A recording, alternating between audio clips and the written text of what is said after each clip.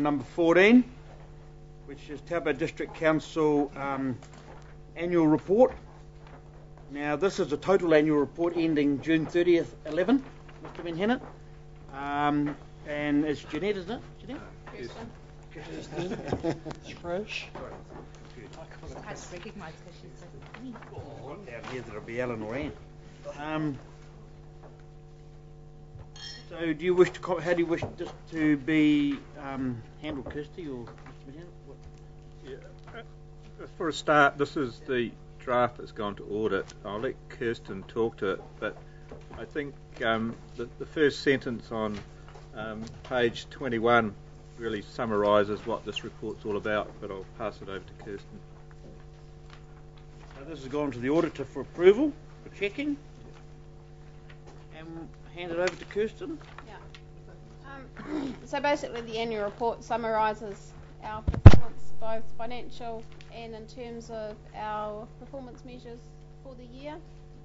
This is the draft report that audit's looking at the moment. And this is your opportunity if you wish to make any comments on the report before it comes to you in final form at the September council meeting. So any questions, comments? Like in other years, are we first in again? No, that's only the annual plan. Answer that question, Mr. Chair. Okay. Okay, Councillors, do you have any questions of this draft annual report? Does this go in with the annual plan to get audited, or are they two separate audited documents? Through you, Mr. Chair, the annual plan doesn't get audited. It's the long-term council plan which is audited.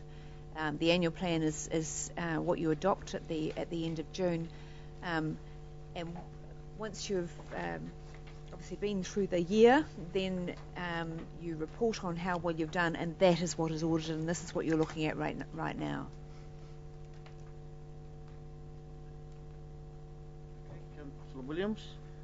Well, this is the first time that we've seen the figures out to the end of June, and I'd just like it to be noted that at our next informal meeting, I'd be recommending to councillors that we actually workshop our accounts either every 2 months or quarterly, because I really don't think that there's not time, and this isn't the forum to really go through this annual report and the full detail that we as councillors should be on such an important document. So I'd just like that to be noted. Through the chair, I think that's a fairly sound idea.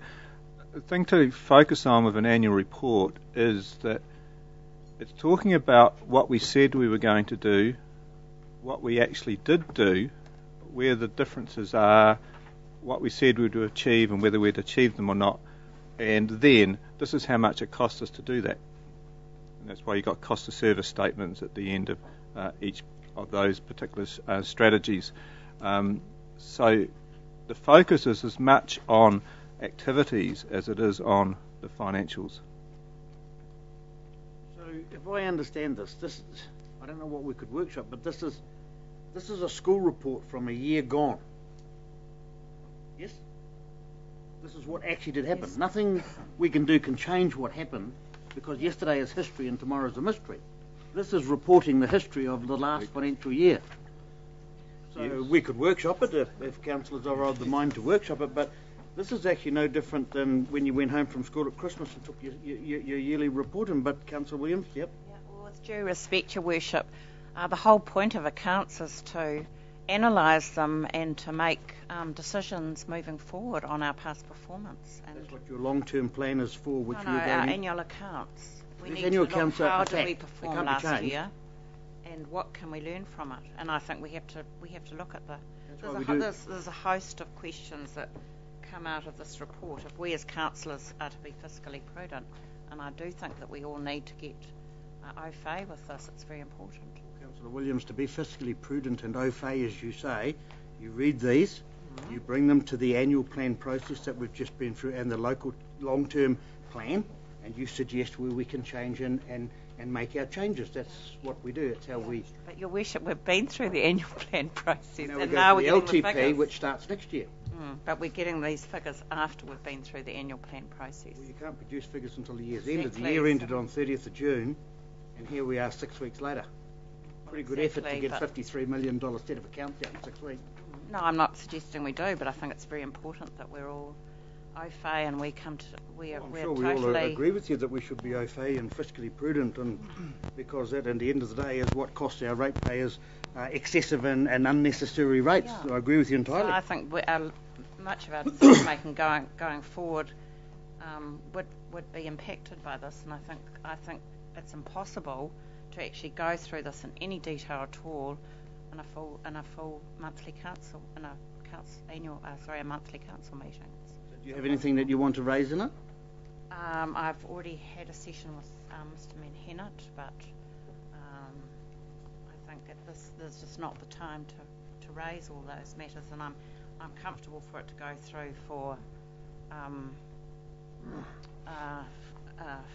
audit, but I think that we do need to talk around some of the issues pertaining to this annual report, and I think... Mr. McLeod. I think we're talking about two things here. One is that the reason why we bring a draft in front of you at this point, before you actually sign it off in September, is that sometimes there are some changes that Council may wish to make to the wording. Once you actually once the report has been audited, there is no opportunity to actually look at that wording. The second thing I think we're looking at here is around taking the opportunity to reflect on what has happened through the year, and to discuss whether or not that is the progress that you wish to make, and that is an appropriate discussion to bring forward into the LTP. So I guess if we just take the matter back to what this item is simply supposed to do, which is around alerting you to the wording that is inside the annual report as it is being put in front of the auditors, and then I'm sure that Mr. Manhenut will provide an opportunity to learn from the experiences that we have had during the previous year. Oh, thank you, Ms. McLeod, and further to that, every 2 months we receive the financial, 3 months Every month, but we have a more detailed version every 3 months. Every 3 months. I think that it would be advantageous if we did have a workshop on those 3 monthly figures. Yeah, just to endorse in principle what Nicola's saying, I think it's worth looking back to figure out how you're going to go forward. And but my concern with these reports relates more to the non-financial measures. Like, I find a lot of the non-financial measures that we currently use possibly need a good hard look at. They're not result focused. I'll just, as an example to illustrate the point I'm saying here, just looking on page 30 of the report. Developing partnerships. The community engagement team has commenced discussions with DOC's community relationship team in the hope of identifying ways to increase community stewardship. I don't see that as being like a goal that you can actually measure that you've achieved, really, that delivers you any great substance. So I'm just using that to make the point that I'm making. I think some of those soft measures, we need to have a look at them carefully and see whether they're the right ones. Anything further? Okay, suggested resolution on number 14 on the front page, that the Taupo District Council annual report for 2011 be received. Is there a mover?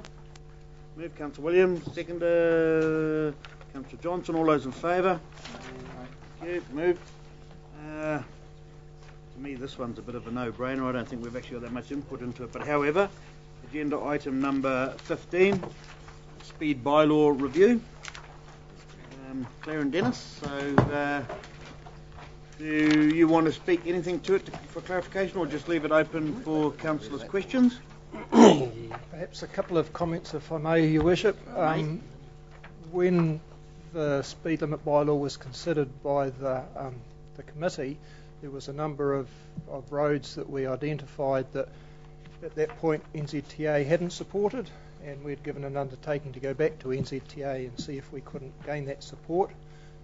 We were able to do that in a number of instances, and that's identified in the schedule that's in your report. So the 60k on Spa Road in the vicinity of AC Baths, supporting of that with a rider that we do some monitoring. Marpa Road was another one. Similar sort of thing. They originally wouldn't support the 70k. 70k, they wouldn't support that, but they've come back to us in a letter saying they will Support it. The one they wouldn't support was Pohepi Road, where we were looking at 80k. That's between State Highway 1 and Turangi Road. They wouldn't support that, and we had to back down on that one and accept their.